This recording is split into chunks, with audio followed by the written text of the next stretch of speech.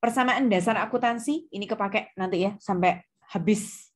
Aset sama dengan liability plus equity. Kita kenali satu-satu dulu ya, apa itu aset, apa itu liability, dan apa itu equity.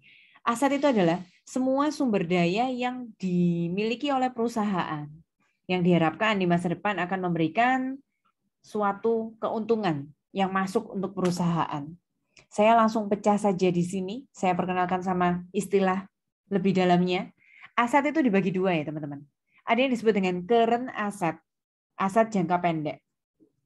Di mana aset jangka pendek itu artinya perputaran aset itu di perusahaan kurang dari 1 tahun pasti sudah berputar. Contoh aset jangka pendek itu misal di sini ada 2 ini. Ada cash, uang tunai, ada supply, perlengkapan. Cash, uang tunai. Nggak mungkin ya dalam kurun waktu 1 tahun kita pegang uang tunai cash misalnya lembaran 50.000, 100.000 dengan nomor seri yang sama terus. Pasti berputar terus, kurang dari 1 tahun. Makanya cash itu adalah aset jangka pendek. Kemudian supply, perlengkapan, itu seperti alat-alat tulis kantor, kertas, bolpen, spidol. Nah, itu kan juga kita pakai kurang dari 1 tahun pasti sudah beli lagi, beli baru lagi, refill baru lagi, seperti itu. Jadi aset jangka pendek, current asset. Ada juga aset yang kalian temukan di perusahaan, lebih dari 1 tahun masih ketemu benda itu lagi. Tahun depan masih ada benda itu lagi. Contoh non-current asset atau aset jangka panjang di sini ada satu yang disebutkan di sini yaitu equipment. Equipment itu adalah peralatan. Peralatan itu seperti mobil bisa masuk di sana ya, kendaraan, mesin pabrik, komputer, furniture. Nah itu kan kalau kita punya perusahaan nggak mungkin kan setahun sekali kita ganti mobil, setahun sekali kita ganti mesin pabrik. Tidak mungkin seperti itu. Kita bicara generalnya, jadi ada aset jangka pendek current asset dan aset jangka panjang non-current asset. Seperti yang tadi, saya akan mengajak teman-teman untuk memberikan contoh tambahan yang selain sudah disebutkan di sini. Siapa yang sudah punya gambaran? Siapa yang sudah pernah tahu apa contoh aset lain selain cash, supply, dan equipment? Bu, building Bu, atau gedung. Bagus. Apa itu building? Ceritakan dong. Itu building itu kayak gedung misalnya yang bakal dipakai, jadi bakal ada juga. Ya, yang bakal dipakai untuk aktivitas operasional perusahaan. Ya. Kalau misalnya kita jualan ya buat toko. Kalau misalnya tadi kita pabrik ya gedung pabrik tempat produksi, gedung kantor gitu ya. Ya. Itu aset jangka pendek atau aset jangka panjang? Kalau saya tanya lebih detail. Building itu aset jangka pendek, kurang dari 1 tahun pasti beli building lagi, atau aset jangka panjang? Bu. Jangka panjang ya, Reinhard. Oke, Reinhard bisa sebutkan satu contoh lagi? Apa itu account receivable? Account receivable. Apa account receivable itu?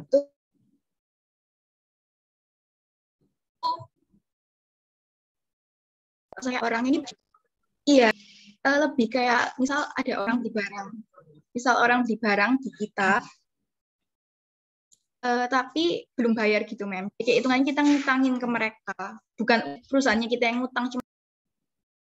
Ya, kita sebagai penjual, ada orang lain sebagai pembeli. Harusnya kalau kita sebagai penjual, kita jualan barang, kita sudah selesai nganterin barang ke orang tersebut. Kita sudah selesai memberikan kewajiban kita, harusnya ngapain, kita sudah selesai anterin barang. Tapi orang yang kita anterin barang itu belum bayar. Orang lain punya utang, perusahaan kita punya piutang. Betul sekali. Itu namanya piutang, account receivable. Nah, Keiko, kalau didetailin lagi lebih dalam ya, account receivable itu current asset, jangka pendek, atau non-current asset, jangka panjang? Pendek kayaknya, memang tergantung pembayarannya. Tapi generalnya masukkan account receivable itu di jangka pendek ya teman-teman. Ya walaupun saya tahu lah ada beberapa jenis sektor usaha yang mungkin pelanggannya itu bayarnya lebih dari 1 tahun. Tapi kita berharap berpikir generalnya di sini, kita kalau punya account receivable atau piutang, harapannya dilunasi kurang dari 1 tahun. Jadi account receivable current asset, jangka pendek. Oke, bagus teman-teman F1. Yang tadi bilang ada tanah, betul ya. Jadi land, building, equipment, tanah, bangunan, kendaraan, mesin, peralatan, itu semua jangka panjang. Aset lain selain yang kita sebutkan tadi apa menurut Livi? Investasi. Misalnya kita investasi itu beli apanya perusahaan lain? Sahamnya gitu. Betul. Misalnya perusahaan lain jualan saham. Terus kita beli sahamnya perusahaan itu. Kita boleh catat investasi dalam saham itu bahasa Inggrisnya boleh share investment, equity investment, atau investment gitu aja boleh. Jadi investment itu adalah aset, teman-teman. Bagus, Liv. Dibayar di muka. Biasanya seperti pembayaran sewa. Kita membayar dulu, padahal sewanya belum habis. Kita membayar. Betul. Misalnya kita mau sewa yang tadi, teman-teman bilang itu, sewa gedung kantor. Kita mau sewa untuk 2 tahun di depan, 2 tahun ke depan. Tapi kita bayarnya sekarang semua. Misalnya per bulannya 100.000. 2 tahun berarti 24 bulan. 24 bulan kali 100.000. Kurang lebih seperti itu ya, Kevin? Ya, Mem. Kalau yang dibayar di muka sewa, ya sewa dibayar di muka. Kalau yang kalian bayar di muka itu adalah iklan, iklan dibayar di muka. Titik-titik dibayar di muka. Nah, bahasa Inggrisnya apa? Tahu nggak? Pernah baca-baca nggak? Bahasa Inggrisnya apa? Kalau dulu kan asuransi dibayar di muka, iklan dibayar di muka, sewa dibayar di muka. Bahasa Inggrisnya dibayar di muka apa? Bahasa sehari-harinya kalian bayar dulu di depan itu apa? Bayar itu paid, sebelumnya itu pre gitu ya. Jadi prepaid. Aiza, Mem. Down payment. Kemudian elemen kedua yang harus kalian kenal adalah liability. Liability itu adalah kewajiban, hutang ya, gampang-gampangannya itu hutang. Atau yang tadi aset-aset sudah teman-teman sebutkan itu, yang sumber pendanaannya bukan dari keuangan kita sendiri. Di mana kita masih pinjam uangnya pihak eksternal, pihak kreditor, pemberi pinjaman. Nah, itu namanya hutang. Contoh-contoh hutang, hutang itu juga bisa dibagi jadi dua ya teman-teman. Hutang yang jatuh temponya kurang dari 1 tahun, kita sebut dengan current liability, hutang yang jangka pendek. Kebetulan di depan ini semuanya hutang jangka pendek. Account payable itu hutang dagang ke supplier. Jadi kita sudah beli barang, tapi kita belum bayar. Kita punya utang. Utang dagang itu namanya account payable. Kalau hutangnya 100.000, nanti kita bayar sebulan lagi juga 100.000, itu namanya account payable. Tapi kalau notes payable itu hutangnya 100.000, bayar sebulan lagi, plus bunga ya, berapa persen. Nah, itu namanya notes payable. Kalau ada bunganya itu namanya notes payable. Kalau di dunia bisnis, account payable itu dianggap lisan. Kalau notes payable itu ada kayak sertifikat tertulisnya. Tanggal jatuh temponya kapan, bunganya berapa persen, seperti apa kebijakannya itu lebih tertulis. Kemudian salary and wages payable adalah hutang gaji ke karyawan. Misalnya kita sudah gunakan jasa karyawan itu bulan ini sampai akhir bulan Agustus, kita nyatetnya utang dulu karena nanti bayarnya baru awal bulan depan, awal September. Misalnya seperti itu. Semua yang saya sebutkan, account payable, notes payable, salary and wages payable, idealnya dibayar kurang dari 1 tahun ya. Makanya namanya hutang jangka pendek atau current liability. Kalau ngomongin hutang jangka panjang, misalnya non-current liability, hutang jangka panjang yang jatuh temponya lebih dari 1 tahun, ada yang bisa menyebutkan? Hutang yang lebih dari 1 tahun, contohnya misalnya saat kita beli rumah. Beli rumah, KPR itu misalnya hutang 5 tahun, 10 tahun, lebih gitu ya. Berarti kan lebih dari 1 tahun, Vivian. Iya, Mem. Mau diberi bahasa Inggris apa misalnya? Nama hutangnya mau dibahasa Inggriskan apa?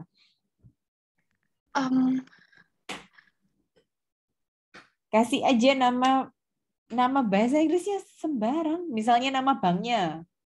Bank titik-titik payable gitu boleh. Atau mau pakai ini ya, karena jelas KPR itu ada bunganya, mau pakai notes boleh, tapi untuk membedakan notes yang jangka pendek sama yang jangka panjang, kasih long term notes payable. Di akuntansi kalau kalian dengar kata-kata long term, itu idealnya harus sudah tahu, oh itu pasti di atas 1 tahun. Kayak gitu, Vivian. Bagus. Betul, kalau kita hutang untuk usaha, itu untuk buka bisnis itu juga termasuk di long term notes payable. Betul.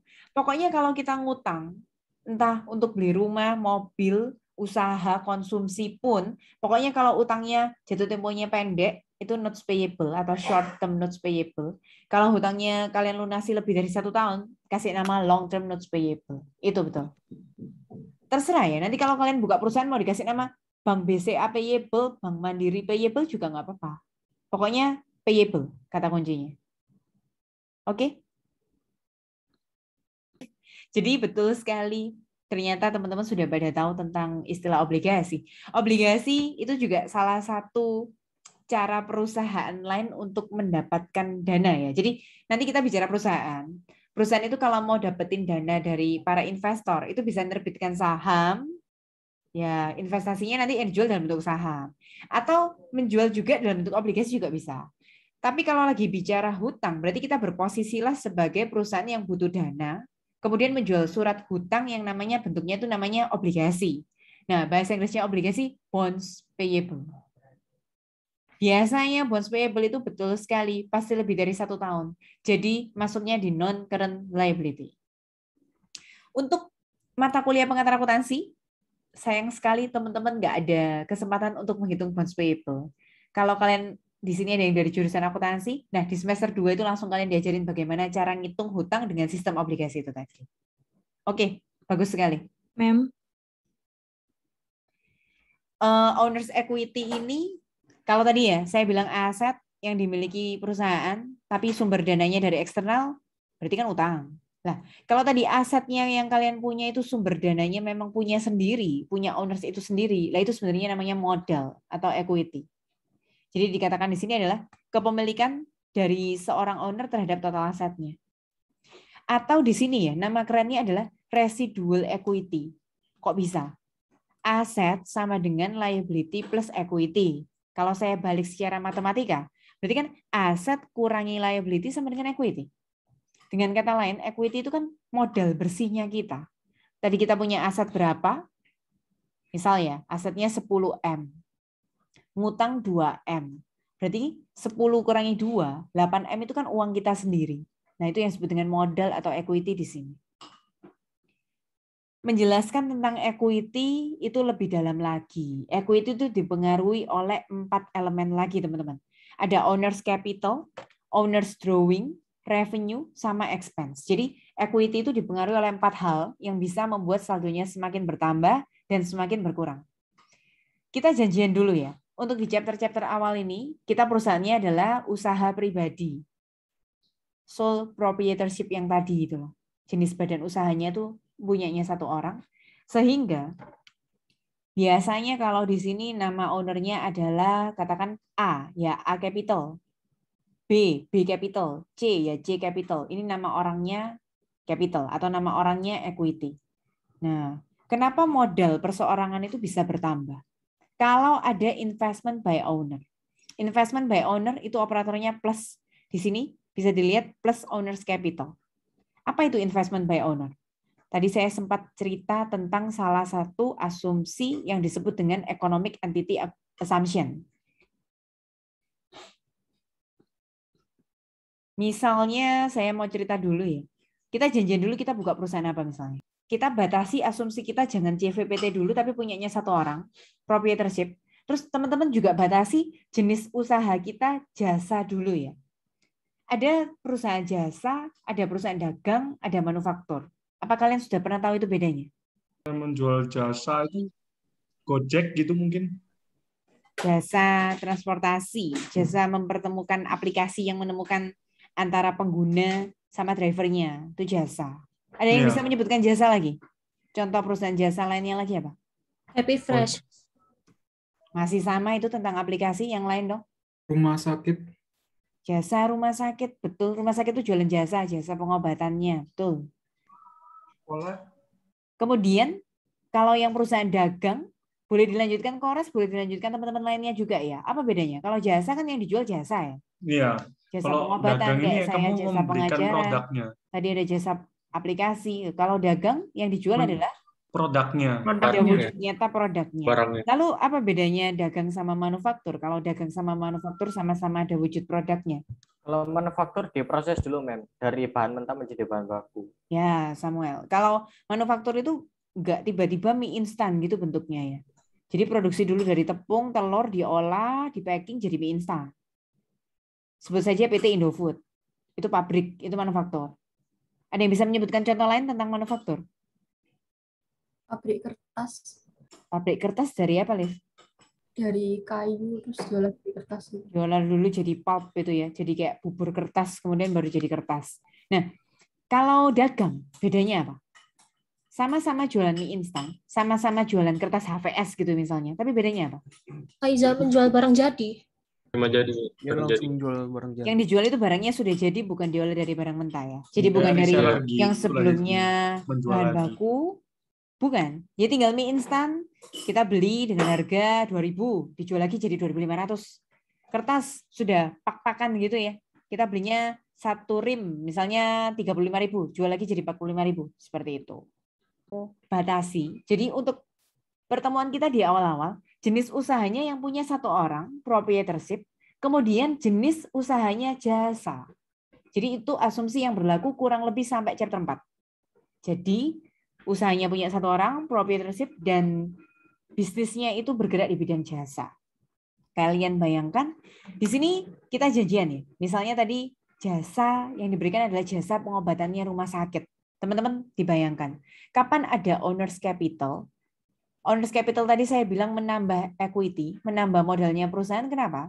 Karena kalau ada investasi dari owner, ingatkah kalian bahwa seorang owner harus dipisahkan pembukuannya sama rumah sakitnya tadi. Jadi bisnisnya namanya tadi rumah sakit ya. Kalau pengeluaran pribadinya owner jangan dicampur sama pengeluaran pribadinya rumah sakit. Pengeluarannya rumah sakit. Kemudian penghasilan pribadi juga beda sama penghasilan usahanya rumah sakit. Nah, investment by owner itu kapan terjadinya? Ketika kita biasanya mendirikan perusahaan pertama kali. Kita sudah tahu mau buka rumah sakit, misal butuh modal awalnya 5 miliar. Ada uang pribadi yang kemudian disuntikan dananya ke rumah sakit itu tadi. Nah, akuntansi itu selalu sebagai entitasnya, entitinya, sebagai rumah sakit atau perusahaannya. Kalau bagi owner, 5M-nya keluar. Tapi kita berpikir sudut pandang akuntansi itu jadi perusahaannya. Bagi rumah sakitnya, ada suntikan dana dari pemilik. Nah, itu namanya investment by owner. Makanya 5M suntikan dana pemilik tadi, operatornya adalah plus di situ. Apalagi yang bisa plus untuk modal perusahaan, modal rumah sakit. Kalau dapat revenue. Nah, saya tanya dari teman-teman. Kalau revenue-nya perusahaan rumah sakit, berarti dapat revenue dari apa? Ngapain aja jasa yang diberikan? Dari pembayaran pasien, Bu. Jasa rawat inap, jasa jual obat, jasa CT scan, jasa hasil tes pemeriksaan laboratorium apa, ini, itu, dan lain sebagainya. Dapat dari sana ya teman-teman.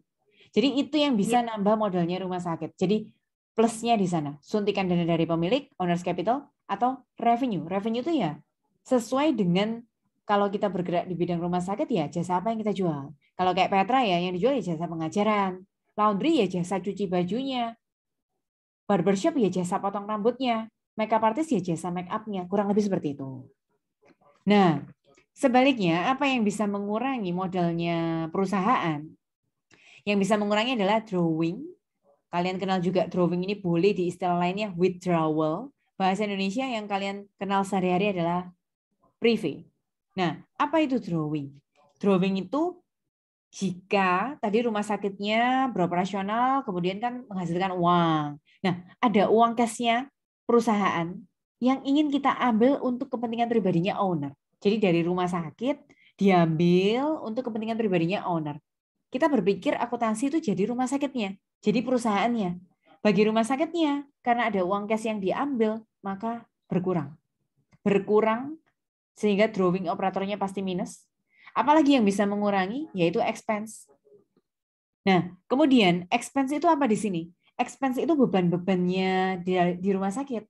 Jadi kalau misalnya ya ada beban listrik rumah pribadinya owner sama beban listriknya rumah sakit. Di expense itu maksudnya beban listriknya rumah sakit. Kemudian beban gaji dokter, beban gaji suster, beban gaji administrasi, beban lain-lainnya lah. Kurang lebih itu teman-teman. Expense-nya, beban semakin besar, ya akan mengurangi modal. Itu modalnya bisa dipengaruhi oleh 4 hal itu, capital, drawing, revenue, expense. Siapa yang punya pertanyaan? Pertanyaannya Denis itu teman-teman, bagaimana jika rumah sakitnya, tolong diulang Denis, biar saya record. Pertanyaannya tadi apa? Jika rumah sakitnya membeli alat medis baru. Alat medis, misalnya alat CT scan yang baru. Iya. Gitu ya? Iya. Bagaimana analisa transaksinya? Cari 2 hal yang terpengaruh. Nah, ini persiapan kita untuk menuju ke subchapter berikutnya ya. Ini kan baru accounting equation ya. Habis ini kita akan melakukan analisa transaksi. Kuncinya cari dua hal yang terpengaruh, Denis.